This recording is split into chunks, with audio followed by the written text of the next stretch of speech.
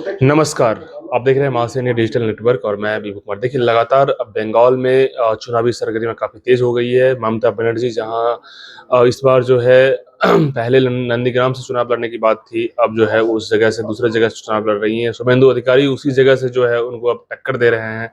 देखा जाए तो काफ़ी हॉट सीट हो गया है। इसी पर में हम बात करेंगे। बीजेपी के स्पोक्स पर्सन हैं प्रदेश के, मैम हैं।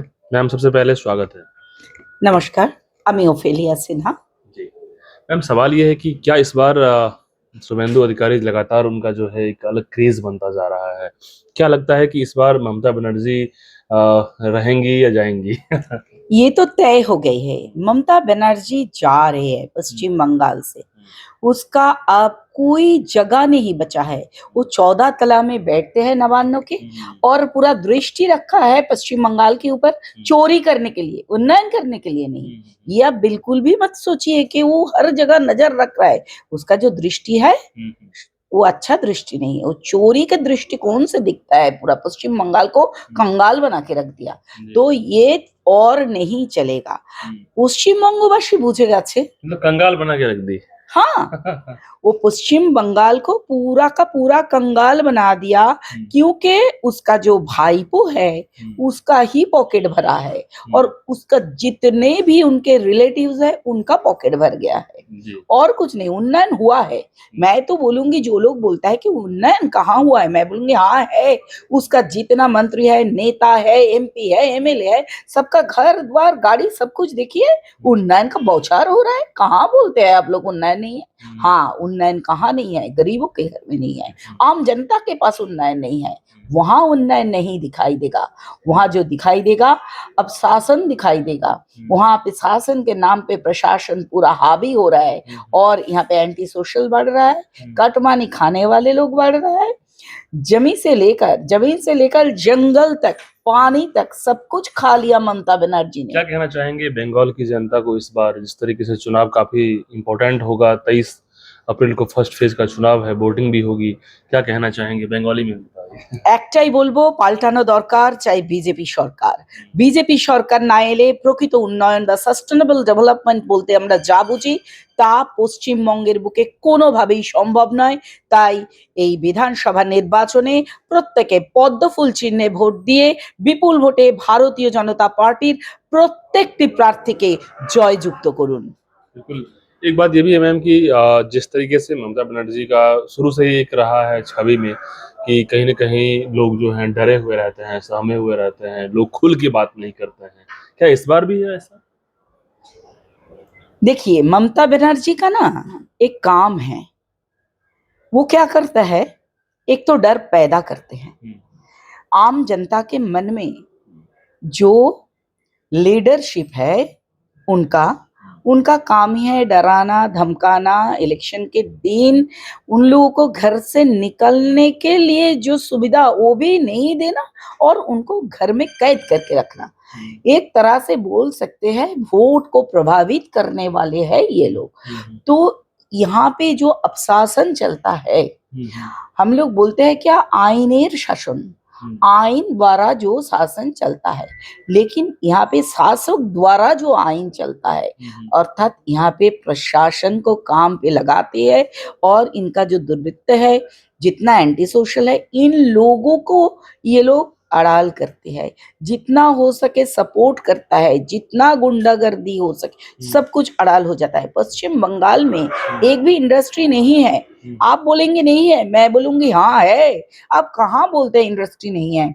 इलेक्शन आने के पहले तक और पोस्ट पोल वायलेंस जो देखते हैं हम लोग, वहां पे जो बॉम्ब होता है, इतना बोमाबाजी होता है, तो यहाँ पे बॉम्ब का इंडस्ट्री तो है, बोमा शिल्प है यहाँ पे, इसीलिए तो इतना होता है गुंडागर्दी और बोमा इधर उधर मिलता है बोमा। और उसमें क्या होता है, उस बॉम्ब में हाथ पैर जो जाता है, जान जाता है, वो गरीबों का जाता है और कुछ नहीं होता है। यहाँ पे दंगा फसाद होता है, है इलेक्शन के नाम पे, और ये ममता बनर्जी ही कराते हैं। उनके पास गुंडा है, बदमाश है, जितना भी हो सके एंटी सोशल को पालते हैं। क्लबों को जो पैसा देता है उसमें जो क्लब में जो पला जाता है, गुंडा पला जाता है, तो और कुछ नहीं होता ये है। जितनी भी चीजें ममता जी के ऊपर में कह रही हैं आप, तो क्या उनको क्या मैसेज दीजिएगा, इस तरह की सीन ना क्रिएट हो बंगाली में, उनको एक मैसेज क्या दीजिएगा? আমি তো বলবো মমতা এবার সাবধান, গদি চলে যাবে আপনার, এটি নিয়ে কোনো সন্দেহ নেই।